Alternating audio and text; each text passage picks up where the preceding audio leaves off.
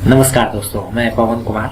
आज का ये वीडियो सामान्य विज्ञान के जो क्वेश्चन सामान्य प्रतियोगी परीक्षाओं में पूछे गए थे बहुत सालों पहले, उनकी सीरीज का तीसरा वीडियो है। तो आपने 2 वीडियो नहीं देखे हैं तो वो भी जरूर देखें, उनका लिंक नीचे डाल देंगे। इस वीडियो की PDF भी इसके डिस्क्रिप्शन में नीचे डाल देंगे। ये वो प्रश्न है जो बहुत पहले प्रतियोगी परीक्षाओं में आए थे, आजकल गाइडों में नहीं मिल पा रहे हैं। तो हमारे पास जो नोट्स थे वो वीडियो के माध्यम से आपसे शेयर कर रहे हैं। चलिए हम देख लेते हैं इसके क्वेश्चन। तो देखो ये क्वेश्चन है, इसमें लिखा है ये अंतरिक्ष यात्री विशेष पोशाक पहनते हैं, क्यों पहनते हैं? तो इसमें देखो हमने आंसर ही लिया है। जो आंसर थोड़े कंफ्यूजिंग थे वो सारे ही हमने यानी उनके विकल्प ले लिए। तो इसमें इसका सीधा सा आंसर है वायु दाब की कमी का मुकाबला करने के लिए ये विशेष पोशाक पहनते हैं। और इसी से रिलेटेड अगला प्रश्न आया था, अंतरिक्ष में वायु के दबाव के अभाव से बैठे हुए अंतरिक्ष यात्री में क्या संभावना रहती है? उसके रुधिर के उबलने की आशंका रहती है। तो वहाँ वायु दाब कम होता है। इसके बाद में नेक्स्ट क्वेश्चन है मोतीझरा। मोतीझरा को हम टाइफाइड भी बोल सकते हैं, हिंदी में नाम मोतीझरा होता है। ये इसका कारण क्या है? इसका कारण है बैक्टीरिया। ठीक है, आजकल एक रोग चल रहा है कोरोना, इसका जनक क्या है? वायरस है। इसके बाद में नेक्स्ट क्वेश्चन है सल्फा ड्रग्स, ठीक है, के बारे में। सबसे पहले एक जर्मन वैज्ञानिक ने यह जानकारी दी कि इनके द्वारा बैक्टीरिया जनित अनेक रोगों पर विजय पाई जा सकती है। इस वैज्ञानिक का नाम, ये वैज्ञानिक था गेरहार्ड दोमाक। ठीक है, तो ये चीज़ें तो आपको रखनी ही होंगी। कुछ एक चीज़ें सिर्फ अपने विवेक के हिसाब से ही आप आंसर जो है वो कर पाते हैं। इसके बाद में देखो ये अच्छा क्वेश्चन है, प्रोटीन के पाचन फलस्वरूप छोटे छोटे अंशों में टूटना, यानी प्रोटीन का पाचन होगा, उसके बाद में जो छोटे टुकड़े बनते हैं वो क्या है? एमिनो एसिड होते हैं, एमिनो अम्ल होते हैं। फिर अगला क्वेश्चन है गैल्वेनोमीटर से क्या नापते हैं, यानी किसके काम में आता है गैल्वेनोमीटर? ये विद्युत धारा नापते हैं। इससे गैल्वेनोमीटर से क्या नापते हैं? विद्युत धारा। इसके बाद में नेक्स्ट क्वेश्चन है कौन सा युग्म गलत है? देखो गलत छांटना है। तो इसमें देखो विटामिन डी, ये हड्डी, दांत, इनके निर्माण और पोषण में ये ठीक है, तो ये तो सही हो गया। इसके बाद में Na सोडियम की बात करें तो ये रक्त और अन्य ऊतकों हेतु जरूरी, ये भी ठीक बात है। Fe यानी लोहा, ये पेशी और तंत्रिका कार्यों के लिए काम में आता है, ये भी ठीक है। इसके बाद में C कैल्शियम, ये हड्डी, दांत के लिए और खून जमाव बिंदु। तो इसमें देखो ये खून जमाव के लिए इसका कोई रोल नहीं है, ठीक है ना, खून के जमाव में इसका कोई रोल नहीं है। तो इसके कारण आंसर हो गया अपना ये 4 नंबर आंसर हो गया। तो हमने बताया था जो विकल्प कंफ्यूजिंग है उनको सारों को शामिल कर रहे हैं। इसके बाद में अगला जो क्वेश्चन है 104 नंबर क्वेश्चन, देखिए इसमें सामान्य कामकाजी पुरुष हेतु लगभग कितनी दैनिक ऊर्जा की जरूरत पड़ती है? सामान्य कामकाजी की बात कर ले तो इसमें 2300 कैलोरीज की जरूरत होती है।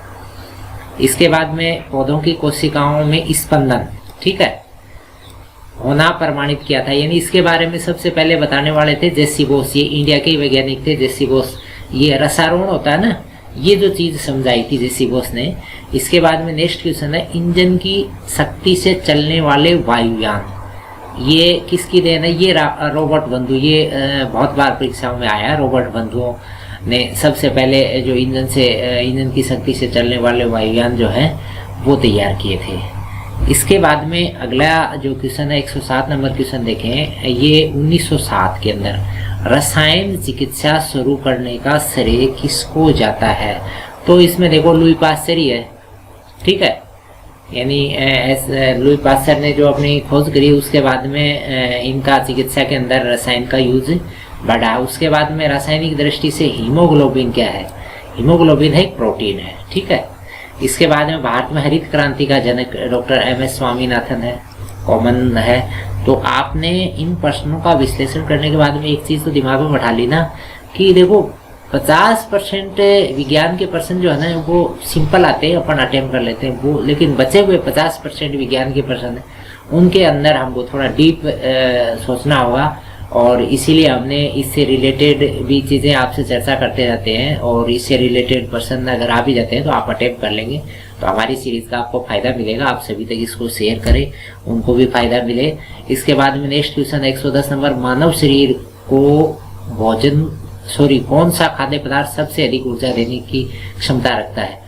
तो देखो इसमें कार्बोहाइड्रेट से सबसे ज्यादा ऊर्जा मिलती है, ये चीज ध्यान में रखना आप, ठीक है। सबसे ज्यादा ऊर्जा जो है, ऊर्जा चाहिए तो वो किससे मिलेगी? कार्बोहाइड्रेट से। फिर ऊर्जा का अपरंपरागत स्रोत है, ठीक है। परंपरागत की बात नहीं करें, अपरंपरागत तो इसमें गोबर गैस है, ठीक है। बहुत सारे विकल्प हो सकते हैं, लेकिन वहां जो विकल्प थे ना उनके अंदर से हमने ये छांट के लिख दिया। इसके बाद में किस गैस की मात्रा बढ़ने से वायुमंडल के तापमान में वृद्धि हो रही है? तो इसका आंसर है कार्बन डाइऑक्साइड। यानी तापमान में वृद्धि का मेन कारण क्या है? वायुमंडल में कार्बन डाइऑक्साइड की मात्रा का बढ़ना। इसके बाद में अगला क्वेश्चन है, मनुष्य में ऑक्सीजन को शरीर के विभिन्न भागों तक पहुंचाने का काम ये कौन करता है? आरबीसी। आरबीसी शरीर के अंदर ऑक्सीजन को एक स्थान से दूसरे स्थान पर सर्कुलेट करती रहती है। इसके बाद में ए बी रक्त समूह, ठीक है, वाले रोगियों की आरबीसी पर विकल्प सही विकल्प है, कोई एंटीजन नहीं होता है, ठीक है ना। ए बी ग्रुप वाले जो होते हैं ना उनकी आरबीसी पर कोई एंटीजन नहीं होते हैं। इस कारण पता है आपको, ए बी जो है यूनिवर्सल एक्सेप्टर है। तो ये जो चीज है, यानी जैसे ओ जो होता है यूनिवर्सल डोनर होता है, ऐसे ही ए बी जो है यूनिवर्सल एक्सेप्टर है। इसके बाद में अगला जो क्वेश्चन है 115 नंबर क्वेश्चन है, इसमें देखना आप कौन सी किरण का उद्भव नाभिक के आंतरिक हलचल विघटन के फलस्वरूप नहीं होता है, ठीक है ना। नाभिक के अंदर से निकलने वाली में कौन सी नहीं है? एक्सरेज नहीं है, ठीक है। बाकी ये देखो अल्फा, बीटा और गामा ये तो निकलती हैं, ठीक है। इसके बाद में तो ये आंसर हो गया इसका, ठीक है। ये आंसर जो है एक्सरे जो है ये इसका आंसर हो गया। इसके बाद में देखो अधिकांश कीट वर्ग के रुधिर, कीटों का जो रुधिर होता है ना ये रंगीन होता है। इसके बाद में इंसुलिन का स्त्रवण कहाँ से होता है? इंसुलिन ये अग्नाशय, ठीक है। अग्नाशय ग्रंथि जो होती है, जो अपने स्टमक से नीचे होती है, उससे क्या निकलता है? इंसुलिन का स्त्रवण होता है। फिर ये ग्राम सेवक एग्जाम 1997 का पेपर, इसके विज्ञान के क्वेश्चन हमने लिए हैं। तो निम्न के आविष्कारक बताने हैं, तो सीधे से की है। ग्रामोफोन का आविष्कार किसने किया था? एडिसन ने। ये आजकल बंद हो गया। डायनेमाइट का आविष्कार अल्फ्रेड नोबल, जिसके नाम से नोबल पुरस्कार चल रहा है, वही इसने डायनेमाइट का आविष्कार किया था। और विद्युत बल्ब का आविष्कार करने वाला कौन था? ये भी एडिसन था, ठीक है। बल्ब भी बंद हो गया, ग्रामोफोन भी बंद हो गया। वैसे ये सामान्य विज्ञान के अंदर याद रखने वाली चीजें। फिर आसमान नीला क्यों दिखता है? आसमान नीला दिखता परिकिरणन के कारण होता है। जब ऊपर से किरणें आती हैं और वो किरणें जो हैं वो बहुत सारे कलर्स के साथ होती हैं, और वो जब नीचे आती हैं तो हर लेयर के अंदर जो है डेंसिटी कम ज़्यादा होती रहती है, और यही घटना जो है उन किरणों का परिकिरणन करती हैं, और जो है नीला हमारे पास आकर ज़्यादा फैलता है, और इस कारण आसमान नीला दिखता है। फिर अगला क्वेश्चन 120 नंबर, सूर्य के प्रकाश में कौन सा विटामिन बनता है? तो ये विटामिन डी। आजकल विटामिन डी की बहुत चर्चा होती है। जैसे कोरोना के अंदर ये बताया जाता है कि थोड़ा धूप का सेवन करें, तो धूप का सेवन का मतलब विटामिन डी की पूर्ति के लिए बताया जाता है कि सूर्य का प्रकाश जो है विटामिन डी की सबसे अच्छी सप्लाई देता है। इसके बाद में अगला क्वेश्चन है 121 नंबर, सार्वत्रिक दाता समूह, सबको देने वाला, ठीक है ना, ओ ग्रुप। ओ ग्रुप जो होता है ना वो सबको खून दे सकता है। इसके बाद में देखो ये राजस्थान पुलिस 2007 के प्रश्न है, तो इसमें देखो पहला प्रश्न है पित्तल मिश्र धातु है, तो पित्तल के अंदर क्या होता है? तांबा होता है और जिंक होता है। तो देखो इसको याद रखने का आप शॉर्ट फार्मूला याद रख लें, ये है पिताजी, ठीक है, पिताजी। तो पिताजी से मतलब देखो पी से पित्तल, ठीक है, और ता से क्या हो गया? तांबा, जी से जिंक हो गया। तो शॉर्ट में याद रख लेना, कभी नहीं बोलोगे। पित्तल के अंदर क्या होता है? तांबा और जिंक होता है, ठीक है, यानी पिताजी। इसके बाद में अगला क्वेश्चन है, फ्यूज तार बना होता है, फ्यूज तार लगाते हैं, फ्यूज जो लाइन में लगाते हैं उसके अंदर क्या होता है, टिन और शीशा, ये इनकी मिश्र धातु का बनता है ये। इसके बाद में 124 नंबर क्वेश्चन है, 2000 वाट का हीटर आधे घंटे काम में लेते हैं तो कितनी ऊर्जा खर्च होगी। तो सीधा सा फार्मूला है, 2000 को आधे घंटे से गुणा कर दो और 1000 का भाग दे दो, एक यूनिट आ जाएगी। ठीक है। इसके बाद में ग्रीन हाउस प्रभाव किस गैस की सांद्रता बढ़ाने से होता है। ग्रीन हाउस गैस वही है, टेम्परेचर बढ़ने वाली बात ही है वो, इसका रीजन क्या होगा, कार्बन डाइऑक्साइड। इसके बाद में नेक्स्ट 126 नंबर क्वेश्चन, किस रोग का वाहक मच्छर नहीं है। देखो चिकनगुनिया भी मच्छर से फैलता है, डेंगू भी मच्छर से फैलता है, टाइफाइड भी मच्छर से फैलता है।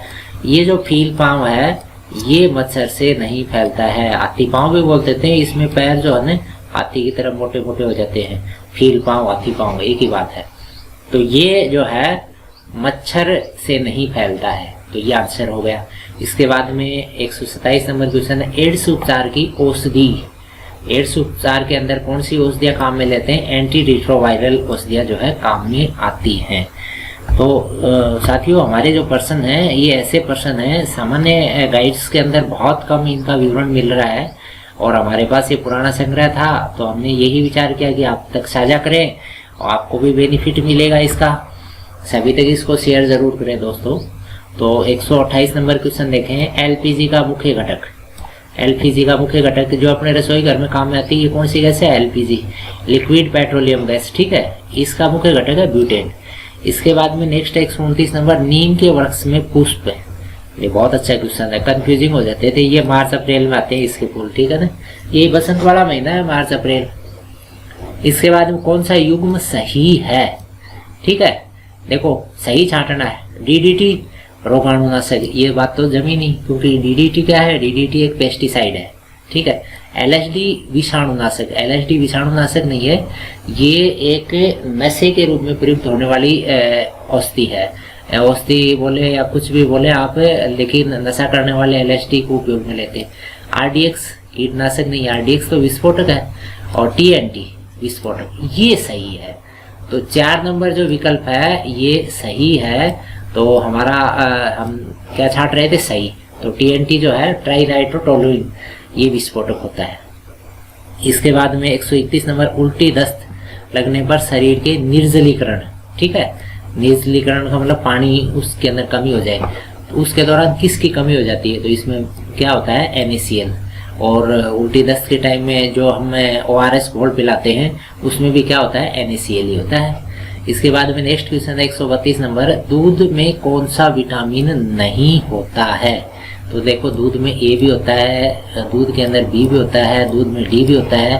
तो दूध में कौन सा नहीं होता है, दूध में विटामिन सी नहीं होता है। तो ये हमारा विकल्प सही हो गया। इसके बाद में ये क्वेश्चन है, राजस्थान पुलिस 2003 के अंदर आए हुए क्वेश्चन हैं, तो इनको समझे आप। तो इसमें देखो 133 नंबर प्रश्न ने दिया है, पर्यावरण और वन मंत्रालय द्वारा किसी भी उत्पाद को जो पर्यावरण को हानि नहीं पहुंचाता है उसको कौन सा मार्का प्रदान किया जाता है। देखो ये अच्छा क्वेश्चन है, इको मार्का प्रदान किया जाता है। इको मार्का जो लगता है वो किस बात के लिए लगता है कि यानी ये जो उत्पाद है पर्यावरण को नुकसान नहीं पहुंचा रहा है। हॉल मार्का होता है, सोने के गहनों पे लगता है ना, इको मार्का होता है, एपीओ मार्का, जो अलग अलग मार्के हैं। तो इसके बाद में नेक्स्ट क्वेश्चन देख लेते हैं, ऑपरेशन फ्लड, ये किससे रिलेटेड था, ये दुग्ध उत्पादन से। फिर सौरमंडल का सबसे चमकीला ग्रह, तो सौरमंडल का सबसे चमकीला ग्रह आप बता सकते हो आप कौन सा है, शुक्र है। ठीक है ना, कौन सा ग्रह है, शुक्र ग्रह है। फिर भूकंपमापी यंत्र, ये कौन सा है, सिस्मोग्राफ। ठीक, सिस्मोग्राफ। इसके बाद में नेक्स्ट क्वेश्चन 137 नंबर, भारतीय विज्ञान संस्थान बेंगलोर के सूचना तकनीकी विशेषज्ञों द्वारा निर्मित पीसी का सस्ता विकल्प। ठीक है, जो पीसी का सस्ता विकल्प यानी इंडियन साइंस इंस्टीट्यूट बेंगलोर ने बनाया है, पी सिम्यूटर के नाम से जाना जा गया इसको। इसके बाद में नेक्स्ट 138 नंबर क्वेश्चन, नाभिकीय रिएक्टर में D2O, ठीक है, ये पानी का ही एक समस्थानिक है और इसका प्रयोग किसके लिए होता है, ये शीतलक के रूप में रिएक्टर में काम में आता है। ठीक है, D2O। भारी पानी भी बोल सकते हैं, वही है। इसके बाद में 139 नंबर प्रश्न है, जंग लगने पर लोहे का भार। बहुत अच्छा है, जंग लगने पे सीधी सी बात है, लोहे का भार बढ़ जाएगा, ठीक है। इसके बाद में डायनेमो। डायनेमो क्या करता है? डायनेमो करता है यांत्रिक ऊर्जा को विद्युत ऊर्जा में, ठीक है। डायनेमो जनरेटर होता है, यांत्रिक ऊर्जा को किसमें बदलता है? विद्युत ऊर्जा में। फिर सूर्य की विकिरण की ऊर्जा का क्या कारण है? सूर्य के अंदर से जो ऊर्जा निकलती है वो संलयन से होती है, ठीक है ना। तो इसमें दो तरह की क्रियाएं होती हैं, संलयन और विखंडन। तो ये जो है संलयन, जैसे हाइड्रोजन बम वाली स्थिति कौन सी है? संलयन है। तो ये स्थिति सूर्य के अंदर होती है और उससे बहुत विशाल मात्रा में ऊर्जा निकलती है जो हमारे पास तक आती है, ठीक है। इसके बाद में 142 नंबर प्रश्न देखें, कौन सा ऐसा जीन है जिससे युक्त बीज की प्रजनन शक्ति समाप्त हो जाती है तथा उससे दोबारा फसल नहीं ली जा सकती है? यानी ऐसे बीज जो एक बार बोए जाते हैं दोबारा नहीं बो सकते, यानी एक बार बोने के बाद उसकी प्रजनन शक्ति समाप्त, ये होते हैं ट्रांसजेनिक जीन, ठीक है ना। अच्छा, इसके बाद में ये राजस्थान पुलिस 1997 के कुछ क्वेश्चन हैं, तो ये समझ लेते हैं। तो हमारे पास जो भी रैंडम जैसे हमने नोट्स तैयार कर रखे थे उसके अकॉर्डिंग जो क्वेश्चन हैं ये आप तक साझा कर रहे हैं, सभी तक शेयर करें, हमारे चैनल को सब्सक्राइब अवश्य कर लें। इसके बाद 145 नंबर, पायरिया बीमारी। पायरिया किससे रिलेटेड होती है? दांतों से। दांतों में खून आने लग जाते हैं, ये कौन सी बीमारी होती है? पायरिया। फिर नेक्स्ट क्वेश्चन है, मरुस्थल का जहाज लंबे समय तक बिना पानी पिए रह सकता है, इसका कारण क्या है? कारण है इसका, उसके पेट में अनेक थैलियां होती हैं, ठीक है। छोटी छोटी पाउचेज होती हैं, उनके अंदर स्टोरेज होता है, तो एक साथ में वो ज्यादा पानी पी सकता है, इसीलिए वो लंबे समय तक बगैर पानी पिए भी रह सकता है। फिर यौन संसर्ग, यानी यौन संपर्क से जो रोग फैलता है वो सबसे ज्यादा संक्रामक कौन सा? एड्स है। ये छोटे बच्चों में जो DPT का टीका लगता है, इसका मकसद क्या है? ये क्षय रोग से बचाना, TB से बचाना, ठीक है, DPT का टीका। फिर मलेरिया। मलेरिया किससे होता है? मलेरिया एक खास मच्छर से होता है, मादा एनोफिलीज, पता आपको। फिर औषधि के रूप में तो इसमें बहुत सारे विकल्प थे, लेकिन इसमें नीम है, ठीक है। और भी विकल्प आपको औषधि पात्रों का आजकल तो बहुत चलन हो गया है, तो आप इसको समझ सकते हैं, ज़्यादा टिपिकल नहीं है। इसके बाद में ये RS 2007 के कुछ क्वेश्चन हैं, इनको समझते हैं। तो इसमें 149 नंबर क्वेश्चन देखो, किस गैस की परसेंटेज मात्रा आयतन में पूछा, वायुमंडल में सबसे मिनिमम है? आर्गन है, ठीक है। तो ये 0.0 से भी बहुत कम है, और सबसे ज्यादा पता है आपको नाइट्रोजन, फिर ऑक्सीजन है। आ जाए फिर 150 नंबर, जैव उपचारण, ठीक है ना। बायो रिमिडिएशन से तात्पर्य क्या है? ये जैव उपचारण यानी जैविक रूप से उपचार हो जाना, ठीक है ना। इसका तात्पर्य क्या है? देखो, जीवों के द्वारा पर्यावरण से विषैले पदार्थों का निष्कासन, यानी जो जीव है वही पर्यावरण के अंदर विषैले पदार्थ को डिकम्पोज कर दे, नष्ट कर दे, निष्कासन कर दे, वही बात है। तो वो जैव उपचारण है, बाकी विकल्पों को देखने की आवश्यकता ही नहीं है, ठीक है। इसके बाद में प्रश्न नंबर 151, जर्मन सिल्वर, ठीक है, के अंदर क्या नहीं होता? देखो, इसमें नाम में सिल्वर आया हुआ है, लेकिन इसमें होता क्या नहीं है? इसमें सिल्वर Ag नहीं होता है। Ag केमिस्ट्री, Ag अर्जेंटिनम, तो अर्जेंटिनम क्या है? सिल्वर है, ठीक है। तो जर्मन सिल्वर में ये नहीं होता है, बाकी चीजें होती हैं। इसके बाद में संकटग्रस्त पादपों के नाम सूचीबद्ध किए जाते हैं। तो संकटग्रस्त पादपों की सूची रेड डाटा बुक में तैयार होती है, ठीक है। लाल आंकड़ा पुस्तक भी बोल सकते हैं। फिर इसके बाद में 153 नंबर क्वेश्चन है, बिग बैंग थ्योरी। ये इसको हिंदी में बोले महाविस्फोटक सिद्धांत। ये किससे रिलेटेड है? ये ब्रह्मांड की उत्पत्ति से जुड़ा हुआ है। ब्रह्मांड कैसे बना उसके लिए एक बहुत बड़ी थ्योरी है महाविस्फोटक सिद्धांत, अंग्रेजी में बोलते हैं बिग बैंग थ्योरी। इसके बाद में अंतिम प्रश्न है, किस बिंदु पर फ़ारेनहाइट ताप डिग्री सेंटीग्रेड का दुगना हो जाएगा? तो ये फार्मूला बेस है, तो फार्मूला आप डिग्री सेंटीग्रेड बराबर डिग्री फ़ारेनहाइट -32/1.8 ऐसे फार्मूला है। और वैसे अगर आप दिमाग में रखो तो -40 डिग्री सेंटीग्रेड पे दोनों बराबर होते हैं, 408 डिग्री सेंटीग्रेड। तो जो भी स्थितियां हैं आप उन स्थितियों के अंदर फिट करने के बाद में इसका आंसर आता है -12.3 डिग्री फ़ारेनहाइट। ठीक है, ये फार्मूला बेस पर्सन है। तो साथियों, ये जो पर्सन थे, इन पर्सनों को देखने के बाद में आपको ये आभास हो गया होगा कि सामान्य विज्ञान के जो पर्सन है उनके अंदर थोड़ा सा भी अगर अपन दिमाग लगाते हैं तो हर परीक्षा में पर्सन जो है अपन आराम से 80-90% सामान्य विज्ञान के पर्सन सही कर लेते हैं, और यही पर्सन हमको ऊपर नीचे कर देते हैं परीक्षा में। तो पर्सन बहुत सारे हैं, इसी वीडियो के अंदर डालते लंबा हो जाता, तो पहले 2 वीडियो भी डाल देते, आगामी वीडियो में भी कवर करने पड़ेंगे। तो हमसे जुड़े रहें, जो ही हमारा वीडियो तैयार होगा आप तक पहुंच जाए, इसीलिए आप चैनल को सब्सक्राइब कर लें। पुनः धन्यवाद। जय हिंद।